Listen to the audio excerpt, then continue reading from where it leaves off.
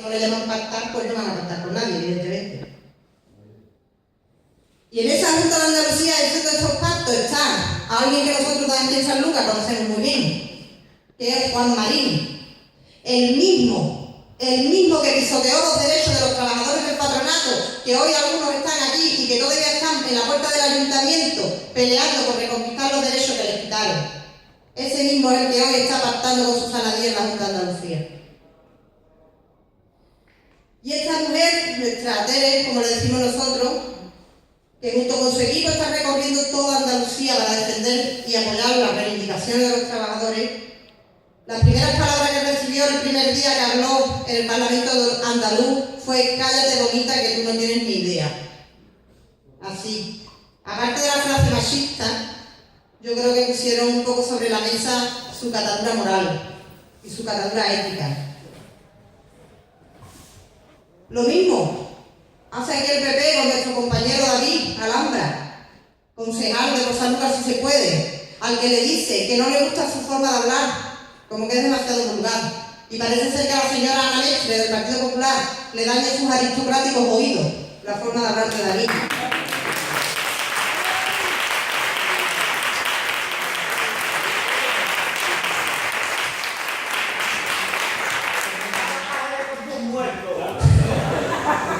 Quizás sea porque no son capaces de escuchar la voz del pueblo, que así se manifiesta, quizás sea por eso, porque no son capaces de ponerle cara al sufrimiento de la gente.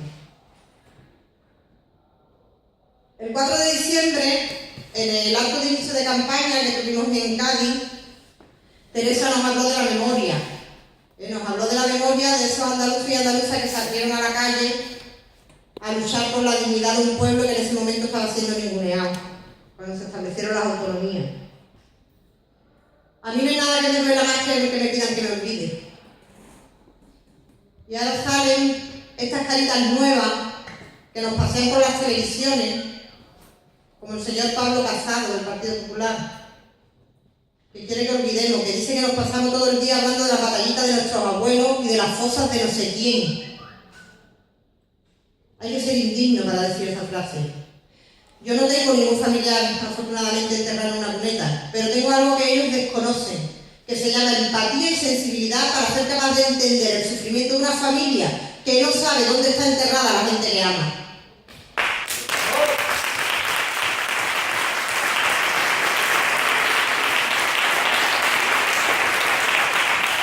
Y el otro Carita Nueva, que también ha surgido, nuestro amigo Rivera. También él se ha dejado caer con que nos dejemos ya de mirar al pasado y miremos al frente. Pero tenemos memoria.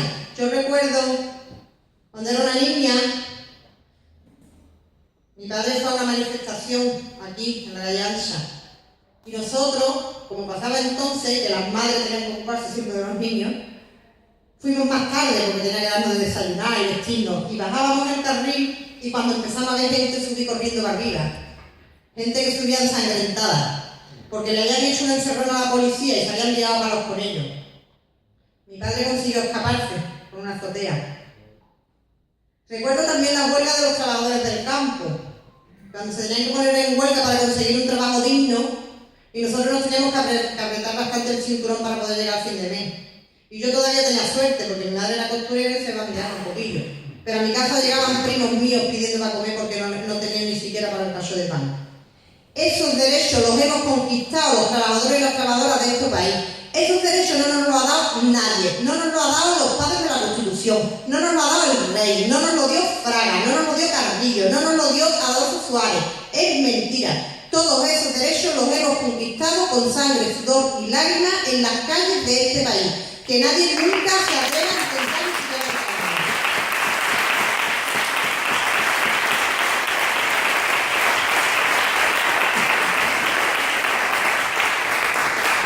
Además de tener memoria, también tenemos conocimiento de derechos laborales, que no nos tomen por tontas. Sabemos qué quiere decir un contrato único, señor Rivera, porque sabemos leer y sabemos interpretar lo que leemos. Un contrato único significa el despido prácticamente libre. Significa flexibilizar aún más el despido. Que no nos engañen. Que no nos engañen con que en Dinamarca o en no sé qué país nórdico también tienen el contrato único, porque se les olvida añadir que en esos países también tienen uno de los mejores sistemas de protección social que existen, y que una cosa no puede ir desligada de la otra, y precisamente aquí no se habla demasiado de sistemas de protección social, así que no nos engañen. Y sabemos también qué quiere decir cartera de servicios básicos en sanidad. Es una frase que es algo que nos cuenta mucho Rivera en la tele, y no hay un solo periodista decente en este país que le pregunte: señor Rivera, ¿cuál es esa cartera de servicios básicos? Porque cuando hablamos de una cartera de servicios básicos significa que va a haber servicios que se van a quedar fuera. Y esos servicios que se van a quedar fuera va a haber que pagarlos. Pero eso nadie se lo pregunta al señor Rivera, y él desde luego no nos lo va a contar. Lo que han hecho durante estos últimos 30 años, que ha estado fomentado por el bipartidismo del PP y del PSOE, y que alienta también y lleva en su ADN el Partido de Ciudadanos, tiene un nombre. Lo que pasa es que es un nombre engorroso que no suele utilizarse en estos espacios porque requiere muchas explicaciones. Tiene un nombre que se llama neoliberalismo. Pero yo voy a hacer hoy un ejercicio de pedagogía y voy a explicar una partecita pequeña de lo que esa palabra significa. El neoliberalismo es un sistema que se empezó a implantar con gran fuerza por Margaret Thatcher en los años 80 y que ahora está extendiéndose por todo el mundo y que llevó a la ruina a muchísimos países latinoamericanos, en el que todos nosotros tenemos que comportarnos como si fuéramos empresarios individuales. Cada uno tiene que cuidar de sí mismo.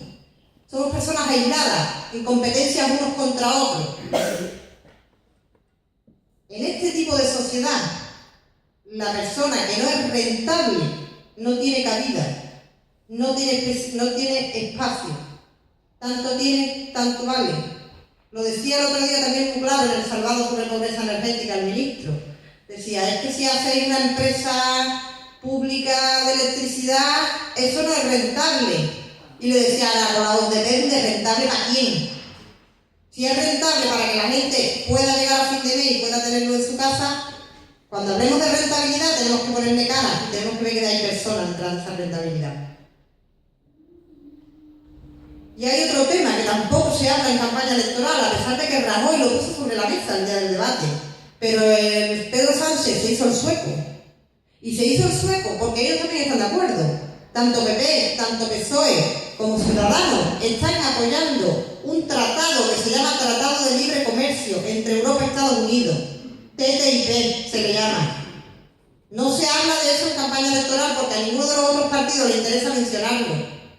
No le interesa mencionar ese tratado que va a acabar con la soberanía nacional de los países europeos, que van a poner la soberanía nacional y las economías al servicio de las grandes multinacionales, que van a poder imponernos las multinacionales sus leyes, que no va a poder llegar Pablo Iglesias y decir voy a subir el salario mínimo, porque van a llegar las multinacionales y le van a meter una multa que sería impagable. Que no se está hablando, pero que esto hay que pararlo. Y lo están votando a favor todos en Bruselas. Todos están votando a favor de este tratado. Y este tratado lo vamos a tener que pelear en la calle si queremos volver a conquistar la soberanía nacional.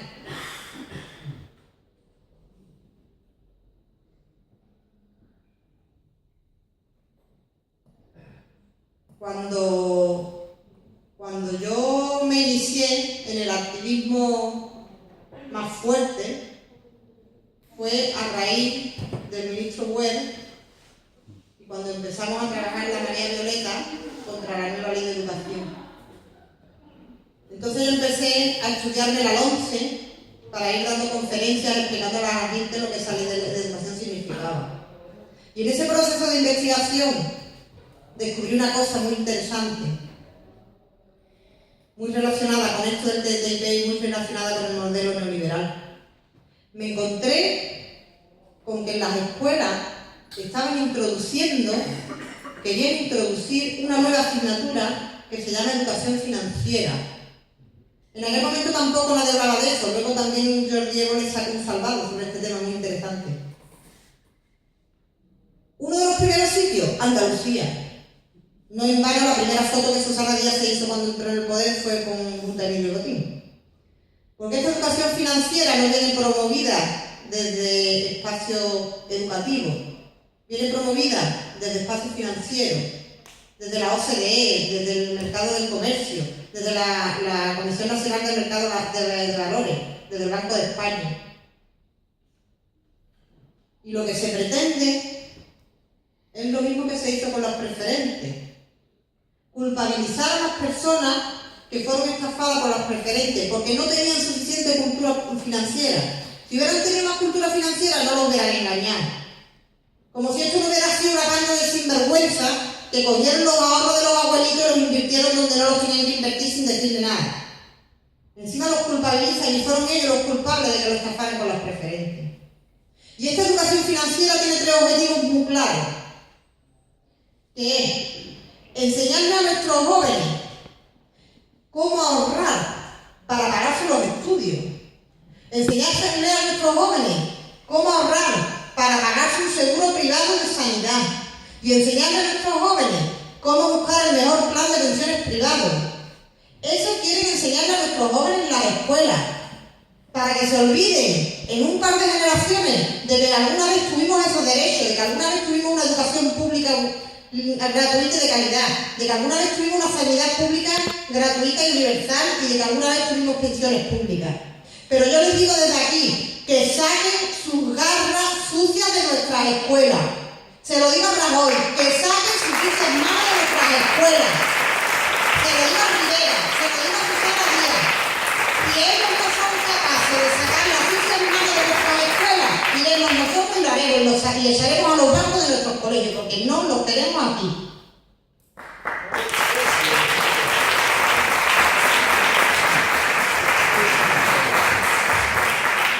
Quieren aislarnos, quieren dividirnos, quieren individualizarnos, porque así es como ellos se frotan las manos.